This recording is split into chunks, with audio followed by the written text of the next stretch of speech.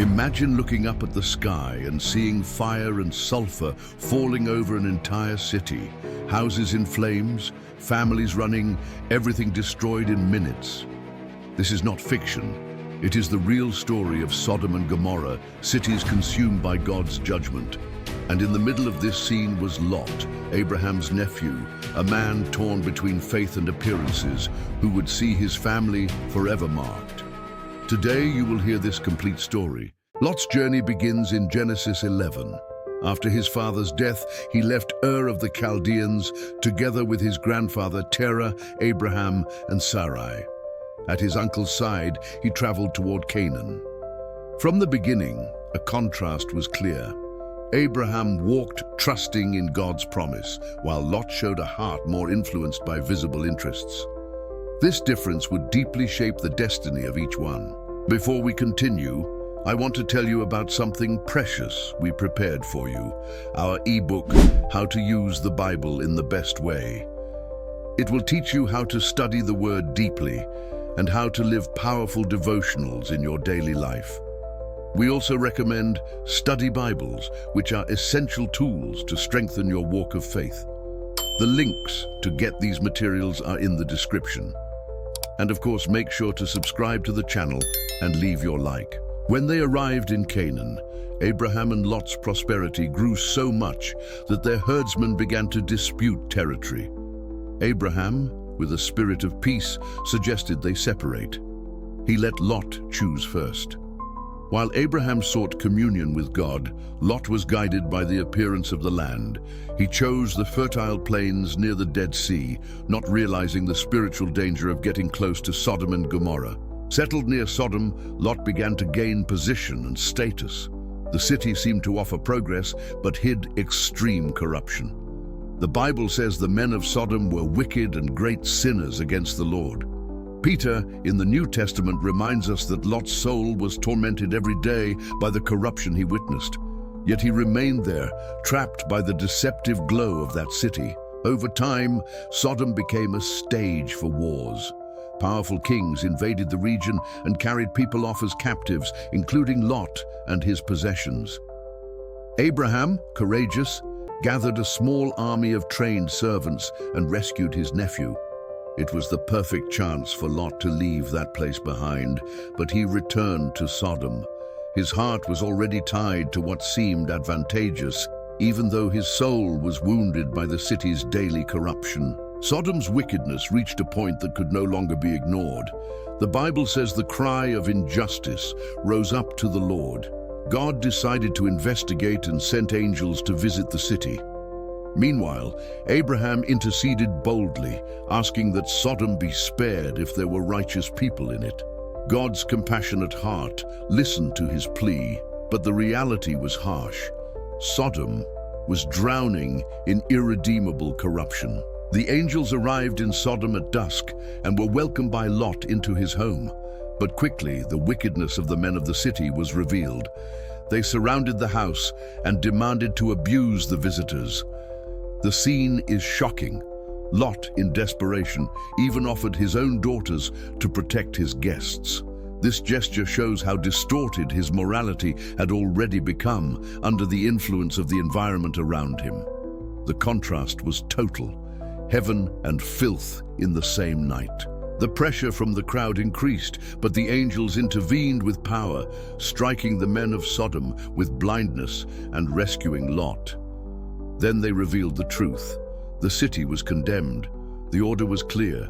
He had to gather his family and leave immediately because God's judgment was near. Yet even in the face of urgency, Lot hesitated, clinging to what he was leaving behind. His delay revealed how divided he still was between faith and the city. The angels literally took Lot, his wife, and his daughters by the hand and led them out of the city. "Run and don't look back," was the command. But on the way, Lot's wife disobeyed and looked back, and she was turned into a pillar of salt. To this day, she is remembered as an example of someone who could not let go of the past when God was offering deliverance. Her choice became an eternal warning about attachment and disobedience. Then judgment fell. The Lord rained down fire and sulfur from heaven upon Sodom and Gomorrah. The cities were destroyed in an instant. Nothing was left. Houses, crops, riches, all turned to ashes. The judgment was not a whim, but a response to corruption that had surpassed all limits. Lot was spared, but his life would never be the same. That day proved that where we choose to dwell directly influences our destiny. After the destruction, Lot took refuge with his daughters in a cave in the mountains. The scene was one of fear and loneliness. He had lost his wife, his possessions, and all the security he thought he had in Sodom. The cave became a symbol of isolation and trauma. There, with no altar, no community, and no spiritual direction, his family was left vulnerable. And in that dark setting, one of the most disturbing episodes in the Bible would take place. Lot's daughters, fearing that their family line would disappear, made a desperate decision. Without faith, without hope, and shaped by the mindset of Sodom, they imagined they would never have descendants. So they planned to intoxicate their father and lie with him. This act, which shocks us today, shows how the corrupt environment had left deep scars in their conscience. Even far from the city, Sodom was still alive within them. On the first night, the older daughter made Lot drunk with wine and lay with him. The Bible notes that Lot did not realize when she lay down or when she got up. The next day, she told her younger sister what she had done and persuaded her to do the same. Once again, they made Lot drunk, and the second daughter also lay with her father. The family's spiritual tragedy reached its peak. The sin of the city was reproduced inside the cave. From this relationship came Moab and Ben-Ami, ancestors of the Moabites and Ammonites, peoples who would later become enemies of Israel. What began with seemingly harmless choices, approaching Sodom, living among the wicked, staying despite the torment, ended in a legacy of pain. The corruption that once seemed external had now infiltrated Lot's own family, leaving consequences for generations. This episode is the climax of Lot's story. It shows that sin is not confined to the place where it happens, but settles in the minds and hearts of those who feed it. Lot's daughters grew up in Sodom and absorbed its corrupted environment. Even after the city was destroyed, the marks remained.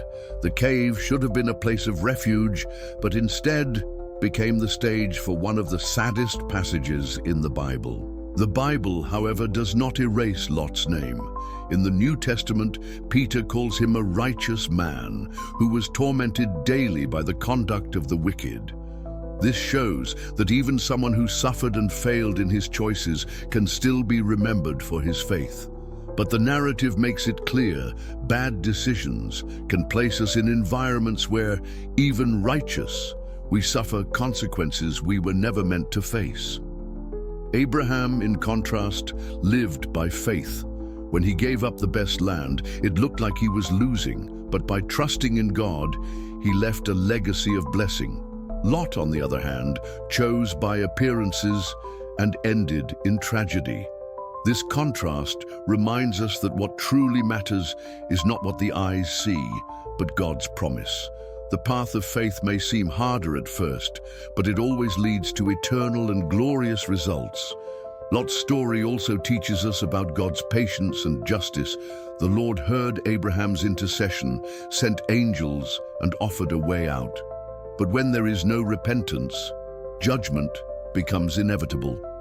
This points to a spiritual truth. Grace opens the door, but obedience is what walks through it.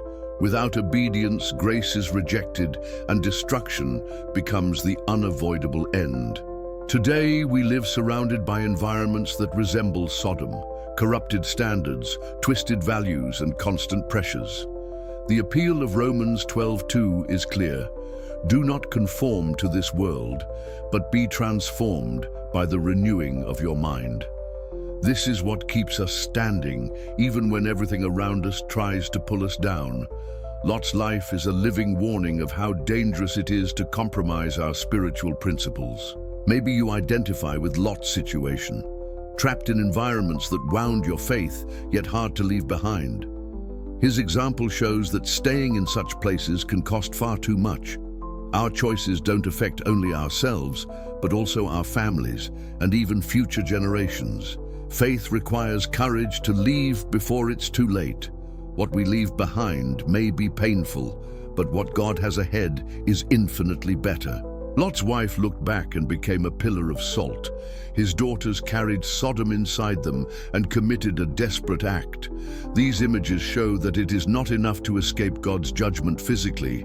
We must be transformed within. True deliverance happens when we obey from the heart and let the Holy Spirit guide us. Without that, we are always at risk of repeating the mistakes of the past. That is why Lot's story should not be read only as a tragedy, but as a warning. It calls us to reflect. In our choices, are we more like Abraham or Lot? Are we seeking by faith what God has promised? Or are we clinging to the appearances the world offers? This is a question that crosses generations and continues to echo in every decision we make today. And if you want to deepen your faith, we have prepared precious resources for you.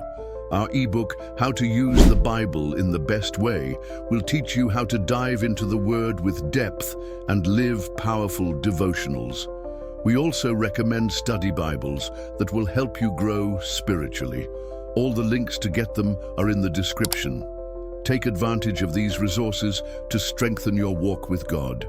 I hope this reflection has touched your heart. Leave in the comments what you learned from Lot's story and how this message spoke to you. Don't forget to subscribe, turn on notifications, and leave your like. And now, click on one of the videos appearing on the screen and keep growing in the knowledge of the Word. A big hug, God bless you, and see you next time.